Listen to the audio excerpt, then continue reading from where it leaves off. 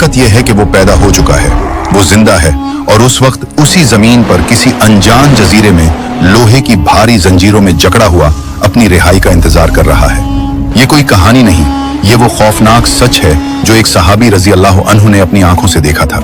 ये वाकया उस वक्त का है जब हजरत तमीम दारी रजी अल्लाह अन्हु अपने 30 साथियों के साथ समंदरी सफर पर निकले। अचानक तूफानी लहरों ने उन्हें घेर लिया।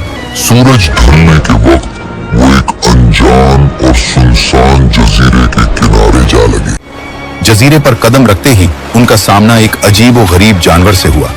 इसके जिस्म पर इतने घने और लंबे बाल थे कि यह पहचानना मुश्किल था कि इसका आगे का हिस्सा कौन सा है और पीछे का कौन सा। सहाबा रजी अल्लाह अन्हुम ने डर कर पूछा, तो क्या बला है? इस जानवर ने इंसानी जबान में जवाब दिया, मैं जस्सासा हूं। फिर उसने कहा, इस खंडर में जाओ, वहां एक शख्स तुम्हारी खबर लेने के लिए बेचैन है। वो लोग डरते हुए इस पुरानी इमारत में गए। वहां उन्होंने एक ऐसे इंसान को देखा जो कद और कामत में इतना बड़ा और मजबूत था कि उन्होंने आज तक वैसा इंसान नहीं देखा था। लेकिन वो आजाद नहीं था। इसके दोनों हाथ गर्दन से बंधे हुए थे और उसके घुटनों से लेकर टखनों तक लोहे की भारी जंजीरें थीं। हजरत तमीम दारी रजी अल्लाह अन्हु ने पूछा, तो कौन है? उसने जवाब देने के बजाय उनसे सवाल करना शुरू कर दिया। उसने पूछा, क्या बेसान के खजूर के बाग अब भी फल देते हैं? उन्होंने कहा, हाँ। उसने कहा, वो वक्त करीब है जब वो फल नहीं देंगे। फिर उसने पूछा, क्या बहराए तबरिया में पानी है? उन्होंने कहा, बहुत पानी है।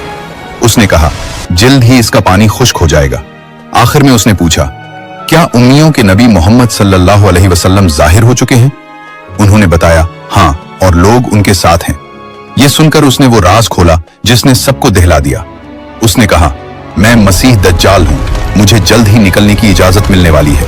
जब मैं निकलूंगा तो पूरी जमीन पर घूमूंगा सिवाय मक्का और मदीना के। हजरत तमीम दारी रजी अल्लाह अन्हु ने वापस आकर ये वाकया प्यारे नबी सल्लल्लाहु अलैहि वसल्लम को सुनाया। नबी सल्लल्लाहु अलैहि वसल्लम खुशी से मिंबर पर खड़े होकर फरमाने लगे, ये वही है जो मैं तुम्हें दज्जाल के बारे में बताया करता था।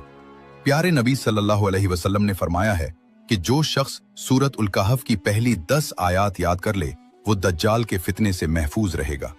अल्लाह हम सब की हिफाजत फरमाए। कमेंट में आमीन जरूर लिखें।